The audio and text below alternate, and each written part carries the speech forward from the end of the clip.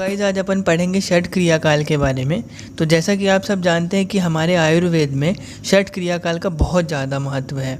तो षट क्रियाकाल को पढ़ते समय हम जो क्वेश्चंस हमारे एमपीएमएसयू में पूछे गए हैं पिछले 2 सालों में उनको देखेंगे, उनको सॉल्व भी करेंगे और जो पॉसिबिलिटीज़ हो सकती हैं कि किस टाइप के क्वेश्चन षट क्रियाकाल से फ्रेम हो सकते हैं उसको भी देखेंगे। तो चलिए स्टार्ट करते हैं षट क्रियाकाल को। तो जैसा कि क्रियाकाल हमारा 2 शब्दों से मिलकर के बना है, क्रिया और काल। तो क्रिया का मतलब होता है चिकित्सा और काल का मतलब होता है उचित अवसर या अनुकूल समय। ठीक है, तो क्रिया काल का मतलब हो गया चिकित्सा का उचित अवसर या समय अनुकूल चिकित्सा। और षट मतलब आपको पता है 6। तो षट क्रियाकाल का मतलब ये है कि चिकित्सा के 6 अवसर हमको मिलते हैं किसी भी व्याधि को ठीक करने के लिए। इन 6 अवसरों में हमने अगर उस व्याधि को, उस रोग को पहचान लिया और उसकी हमने उचित चिकित्सा की, तो इन 6 अवसरों में अगर उचित चिकित्सा किसी भी व्याधि की प्रदान होती है तो हम उस रोग का शमन कर सकते हैं, उस व्याधि को उत्पन्न होने से रोक सकते हैं। तो चलिए अब बात करते हैं कि आचार्य सुश्रुत ने षट क्रियाकाल की 6 अवस्थाएं कौन कौन सी बताई हैं। तो इसमें है संचयम च प्रकोपम च प्रसरम, स्थान संचयम, व्यक्तिम भेदम च यो वेत्ति दोषाणाम च भवेत विषक। मतलब पहली अवस्था है संचय अवस्था। अब संचय अवस्था में क्या होता है, दोष स्व स्थान में, अपने ही स्थान में संचित होना प्रारंभ हो जाते हैं। दूसरी अवस्था है प्रकोप अवस्था। प्रकोप अवस्था में क्या होता है कि दोष उन्मार्गगामी होने लगते हैं। तीसरी अवस्था है प्रसर अवस्था। प्रसर का अर्थ होता है फैलना। तो दोष जो है शरीर में एक स्थान से दूसरे स्थान पर फैलने लगते हैं, प्रसरण करने लगते हैं। चौथी अवस्था है स्थान संचय की अवस्था। इसमें जब दोष शरीर में एक स्थान से दूसरे स्थान में फैलने लगते हैं तो शरीर के दूसरे स्थान में आकर के आश्रय ले लेते हैं।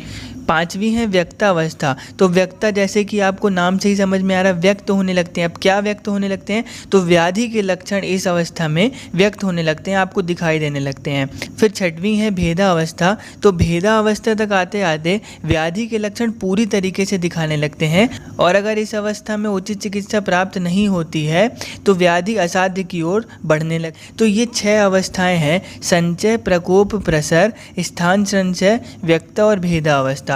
अगर चिकित्सक इन 6 अवस्थाओं में उचित चिकित्सा करता है तो रोगों को शमन किया जा सकता है, अन्यथा व्याधि उत्तरोत्तर बलवान होती जाती है और वो असाध्यता की ओर बढ़ती जाती है और उसकी चिकित्सा में उतनी ही ज़्यादा कठिनाई होती है। अब हमने यहाँ पर एक बात करी कि व्याधि उत्तरोत्तर बलवान होती जाती है, तो किसी भी व्याधि के बलवान होने के 2 ही कारण माने गए हैं। एक तो आप ऐसे आहार विहार का सेवन करें जिससे दोषों की वृद्धि हो और दूसरा ऐसे आहार विहार का सेवन किया जाए जिससे उन दोषों का शमन ना हो। तो एक तो ये था कि हम ऐसे आहार विहारों का निरंतर सेवन कर रहे थे जिससे दोषों की वृद्धि हो रही थी और दूसरा हम उन आहार विहारों का सेवन नहीं कर रहे हैं जिससे दोषों का शमन होना चाहिए, जिससे दोषों की और ज़्यादा वृद्धि हो रही है। परिणाम स्वरूप क्या हो रहा है, व्याधि उत्तरोत्तर बलवान होती जा रही है। तो चलिए अब बात करते हैं पहली अवस्था जो कि है हमारी संचय अवस्था। संचय अवस्था को ही हम प्रथम क्रियाकाल कह रहे हैं। तो चलिए बात करते हैं संचय अवस्था क्या होती है। चयो वृद्धः स्वधामन्य एव च, स्वधामन्य अपने ही स्थान में, मतलब वात पित्त कफ आदि दोषों का जो स्थान है वे अपने ही स्थानों में दोषों का संचय करना प्रारंभ कर देते हैं। तो चलिए बात करते हैं अब संचय अवस्था के लक्षण क्या क्या होते हैं। तो तत्र संचिता नाम खलु दोषाणाम स्तब्ध पूर्ण कोष्ठता, पीत अवभासता, मंदो उष्मता च अंगानाम गौरवम आलस्य चय कारण विद्वेषश्च एति लिंगानि भवन्ति। तो देखिए, वात दोष का संचय होने पर स्तब्ध कोष्ठता या फिर पूर्ण कोष्ठता होगी। पित्त दोष का संचय होने पर पीत अवभासता या फिर मंदोष्मता होगी और कफ दोष का संचय होने पर अंग गौरव, अंगों में गुरुता आएगी और आलस्य आएगा।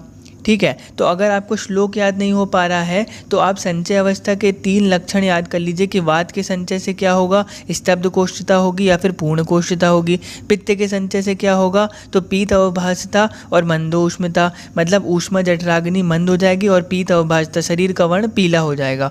और कफ के संचय से क्या होगा, तो अंग गौरव आलस्य, अंगों में गुरुता आएगी और आलस्य आएगा। अब जैसा कि हमने बात करी थी कि हम उन क्वेश्चंस को साथ ही साथ डिस्कस करते चलेंगे जो पिछले ईयर्स में पूछे जा चुके हैं।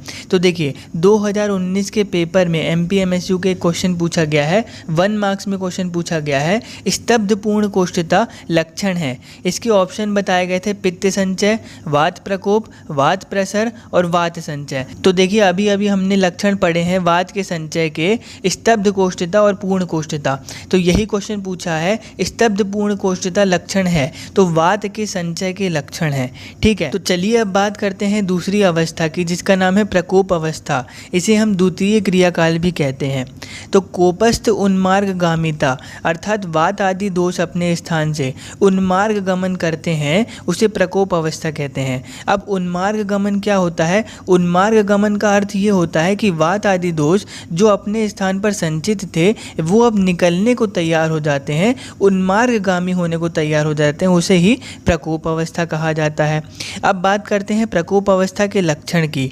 तो प्रकोप अवस्था के लक्षण तेषाम प्रकोपात कोष्ठतोद संचरण, अम्लिका पिपासा परिदाह, अन्य द्वेष हृदय उत्क्लेदाच जायन्ते, तत्र द्वितीय क्रियाकाल। अब देखिए वात प्रकोप के लक्षण क्या होंगे? तो वात प्रकोप के लक्षण होंगे कोष्ठतोद संचरण। कोष्ठतोद मतलब उदर में सुई चुभने जैसी पीड़ा, prickling pain in the abdomen, और दूसरा क्या? संचार। तो अब संचार चल गुण किसका है? वायु का, तो वायु का संचार होगा। फिर बात करते हैं पित्त दोष के प्रकोप के लक्षण। तो है अम्लिका पिपासा परिदाह। अम्लिका यानी कि अम्ल उद्गार यानी कि खट्टी दकारें आना, पिपासा यानी कि प्यास लगना, परिदाह यानी कि शरीर में दाह उत्पन्न होना। फिर बात करते हैं कफ दोष के प्रकोप के लक्षण। तो अन्य द्वेष हृदय उत्क्लेदाश जायन्ते, अन्य द्वेष अन्य से द्वेष होना, और हृदय उत्क्लेश यानी कि जी मचलाना यानी कि नौजिया।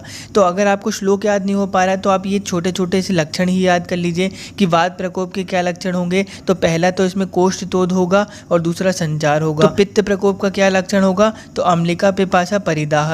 अम्लिका होगा यानी कि अम्ल उद्गार होगा, पिपासा होगा और परिदाह होगा। और कफ प्रकोप के क्या लक्षण होंगे? तो अन्य द्वेष होगा और हृदय उत्क्लेश। फिर बात करते हैं हम तीसरी अवस्था की जो कि है प्रसव अवस्था। इसे हम कहते हैं तृतीय क्रियाकाल।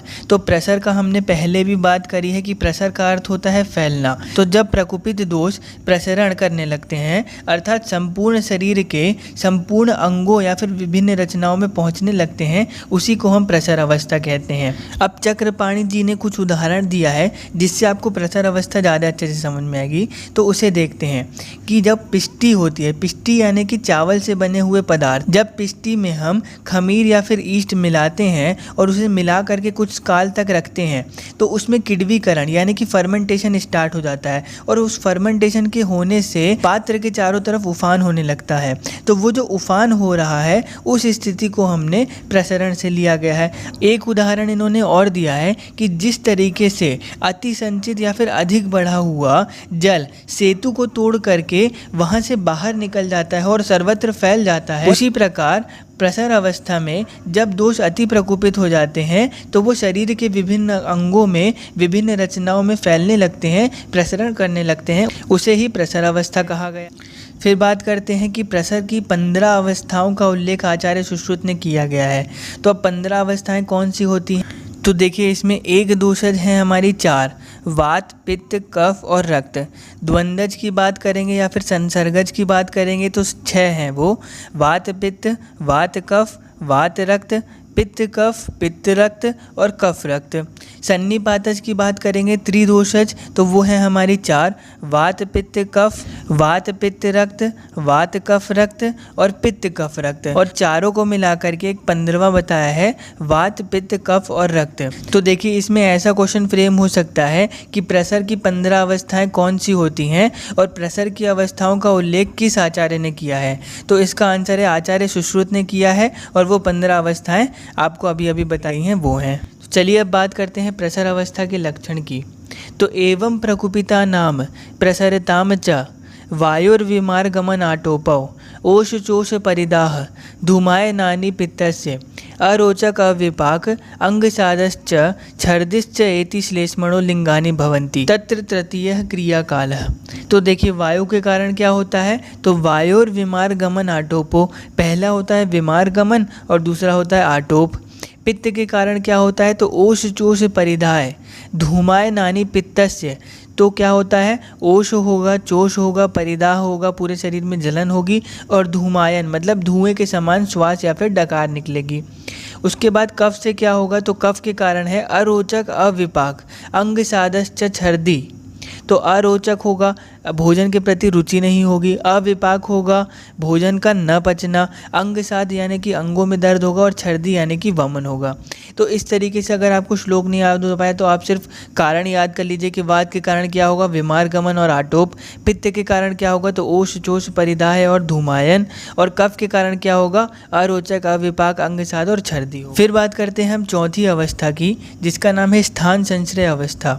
इसे हम चतुर्थ क्रियाकाल भी कहते हैं। तो स्थान संश्रयमिति दोष दूषयस्य संश्रयः, मतलब जहाँ पर दोष और दूष्य का संश्रय होने लगता है, अर्थात जहाँ पर दोष दूष्य समुचना होने लगती है, दोष और दूष्य आपस में मिलने लगते हैं और संश्रय कहीं पर जाकर के आश्रय लेने लगते हैं, उसे हम स्थान संश्रय की अवस्था कहते हैं। अब देखिए, कुपिता नाम ही दोषा नाम शरीरे परिधावताम, मतलब कुपित दोष जब प्रसर अवस्था में चले जाते हैं तो प्रसर अवस्था में जाने के बाद वो संपूर्ण शरीर में फैलने लगते हैं। तो कुपिता नाम ही दोषा नाम शरीरे परिधावताम, ये कुपित दोष प्रसर अवस्था से भ्रमण करते हुए संपूर्ण शरीर में फैल जाते हैं। यत्र संगह, और जहाँ पर भी इनका मार्ग अवरोध रहता है, तो मार्ग अवरोध क्यों रहता है, ख व गुणियात। अब ख व गुणियात का मतलब समझिए, यहाँ पे ख का मतलब है आकाश युक्त स्थान। आकाश युक्त स्थान मतलब खाली स्थान कहाँ पर होता है, तो स्त्रोतसों में। तो ख को यहाँ पे स्त्रोतस से लिया गया है। और वैगुणियाद का मतलब होता है विकृति। तो जहाँ पर स्त्रोतसों में वैगुणता अर्थात विकृति होती है, वहाँ पर मार्ग अवरोध हो जाता है। यत्र संगह, तो स्त्रोतसों में विगुणता के कारण, विकृति के कारण वहाँ पर मार्ग अवरोध हो जाता है, जिसके कारण जो दोष शरीर में भ्रमण कर रहे थे वो इन मार्ग अवरोधों के कारण यहाँ पर आकर के संग यानी कि रुक जाते हैं, और रुकने के बाद दोष दूषित समूर्छना होकर के व्याधि तत्र उपजायते, दोष दूषित समूर्छना होकर के व्याधि को उत्पन्न करते हैं।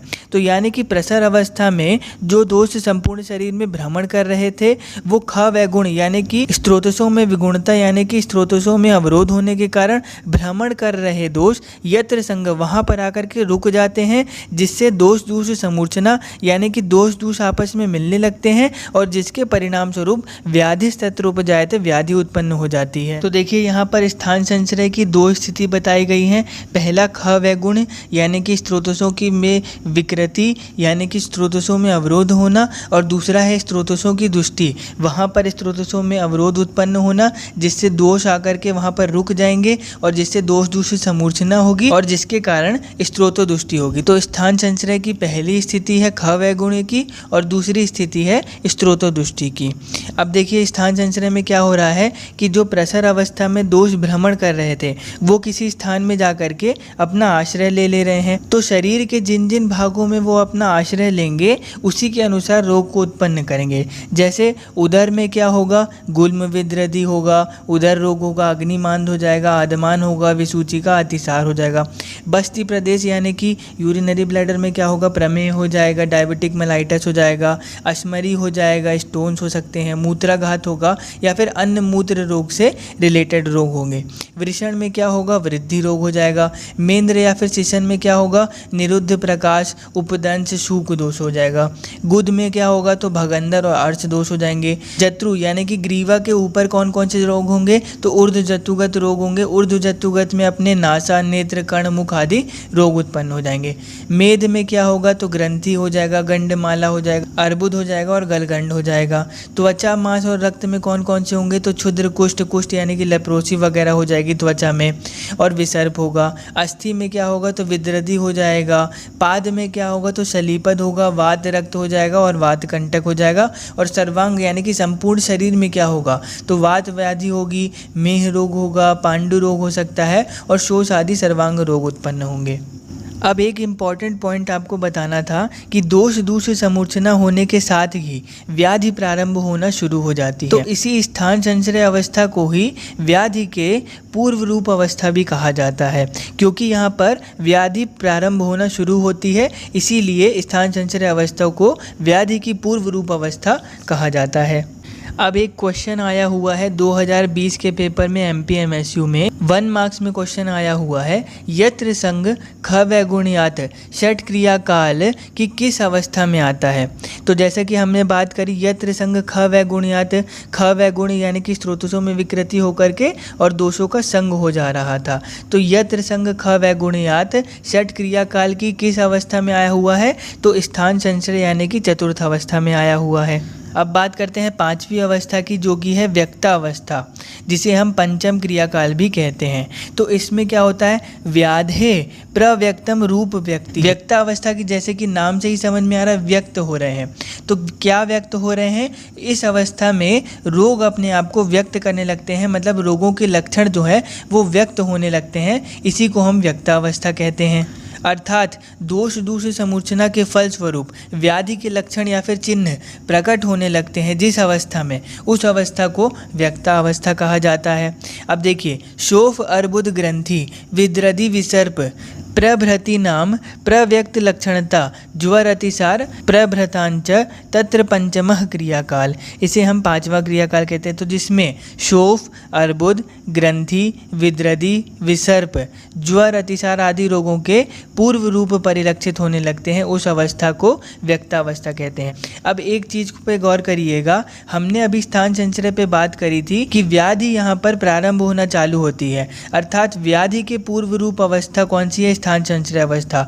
और हमने यहाँ पर अभी व्यक्तावस्था में बात करी है कि जहाँ पर रोगों के लक्षण पूर्व रूप में परिलक्षित होने लगते हैं, अर्थात जहाँ पर रोगों के पूर्व रूप दिखाई देने लगते हैं, उसे व्यक्तावस्था कहते हैं। ठीक है, तो अगर आपको ऐसा क्वेश्चन आता है कि पूर्व रूप कहाँ पर परिलक्षित होने लगते हैं, यानी कि पूर्व रूप किस अवस्था में आकर के दिखाई देने लगते हैं, तो वो है व्यक्तावस्था। और अगर ऐसा क्वेश्चन पूछा जा रहा है कि व्याधि की पूर्व रूप अवस्था किसे कहा जाता है, तो वो है हमारी स्थान संचय अवस्था। अब थोड़ा व्यक्तावस्था को सरल भाषा में समझने की कोशिश करते हैं। अब देखिए, प्रत्येक रोगों में कोई ना कोई मुख्य लक्षण प्रकट होता है और उन्हीं लक्षणों से उत्पन्न उस रोग को विशेष नाम दिया जाता है। जैसे अतिसार में मल निकलना, तो मल निकलना एक मुख्य लक्षण है जो कि अतिसार में ही पाया जाता है। ज्वर में ताप होना, तो ताप एक लक्षण है जो कि ज्वर में ही पाया जाता है। कामला में नेत्र और त्वचा का पीलापन, तो नेत्र और त्वचा का पीलापन जो एक लक्षण है जो कि कामला नामक रोग में ही उत्पन्न होता है। तो व्याधि के लक्षण या फिर चिन्ह, मतलब व्याधि का मुख्य लक्षण जिस अवस्था में व्यक्त होता है, उसे व्यक्तावस्था के नाम से कहा गया है। फिर आखिरी में बात करते हैं हम छठी अवस्था की, जिसका नाम है भेदा अवस्था, इसे हम षष्ठम क्रियाकाल भी कहते हैं। तो इस अवस्था में व्याधि अनुतीव्र, जीर्ण और असाध्य हो जाती है। तो इस अवस्था में क्या होता है, इस समय तक व्याधि जो रहती है दीर्घकालीन अनुबंधी हो जाती है, अर्थात लंबे समय तक दोषों के बने रहने के कारण व्याधि जीर्ण अवस्था में पहुंच जाती है। और इस जीर्ण अवस्था में अगर उचित चिकित्सा न की जाए, उचित उपाय न किए जाए, तो व्याधि असाध्य की श्रेणी में चली जाती है, इसे हम भेदावस्था कहते हैं। अब आखिरी में हम षट क्रियाकाल का महत्व देख लेते हैं कि ये जो हमने 6 क्रियाकाल पढ़े, इनका वास्तव में महत्व क्या है।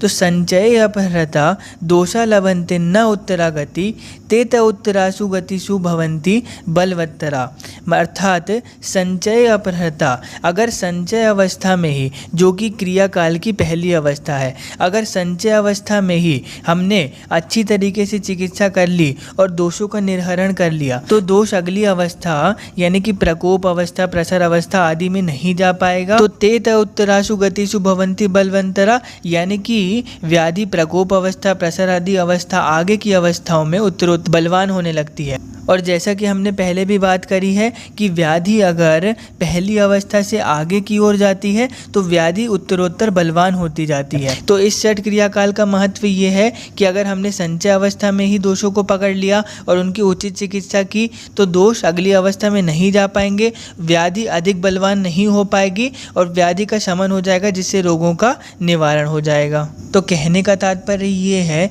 कि अगर पहले की अवस्थाओं में व्याधि को जान लिया जाए और उसकी उचित चिकित्सा कर लिया जाए तो व्याधि आगे की अवस्थाओं में नहीं जा पाएगी और उचित चिकित्सा होने से व्याधि का शमन किया जा सकता है। लेकिन अगर उन पहले की अवस्थाओं में व्याधि को ठीक तरीके से नहीं जान पाया और समय रहते उसकी उचित चिकित्सा नहीं की गई तो व्याधि उत्तरोत्तर बलवान होती जाती है और व्याधि असाध्यता की ओर बढ़ती जाती है, जिससे चिकित्सा में भी कठिनाई होती है।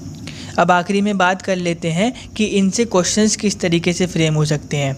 तो या तो 10 नंबर में क्वेश्चन फ्रेम हो सकता है कि षट क्रियाकाल का महत्व बताइए, या तो ऐसा क्वेश्चन फ्रेम हो सकता है 2 नंबर या फिर 1 नंबर में कि क्रियाकाल का मतलब क्या होता है, क्रियाकाल का शाब्दिक अर्थ बताइए, या तो 2-2 नंबर में या फिर 5 नंबर में ऐसे क्वेश्चन फ्रेम हो सकते हैं कि संचय अवस्था का वर्णन करें या फिर प्रकोप अवस्था का वर्णन करें, आदि 6 अवस्थाओं का वर्णन करें। तो ऐसा क्वेश्चन पूछा जा सकता है कि क्रियाकाल की 6 अवस्थाओं का वर्णन करें, तो आपको उसमें क्रियाकाल की 6 अवस्थाओं यानी कि संचय, प्रकोप, प्रसर, स्थान संचय, व्यक्तावस्था और भेदावस्था के बारे में बताना पड़ेगा। या आखिरी में एक क्वेश्चन ऐसा आ सकता है कि षट क्रियाकाल का महत्व क्या होता है। तो इन सारे क्वेश्चनों का हमने देख लिया है, किस तरीके से अटेम्प्ट करना है, किस तरीके से एग्जाम में लिखना है, इन सारी चीज़ों की चर्चा हम आपके साथ कर चुके हैं। अगर आपको हमारा वीडियो पसंद आया हो तो please like, share and subscribe our YouTube channel ayurvedic formulation. Thank you for listening.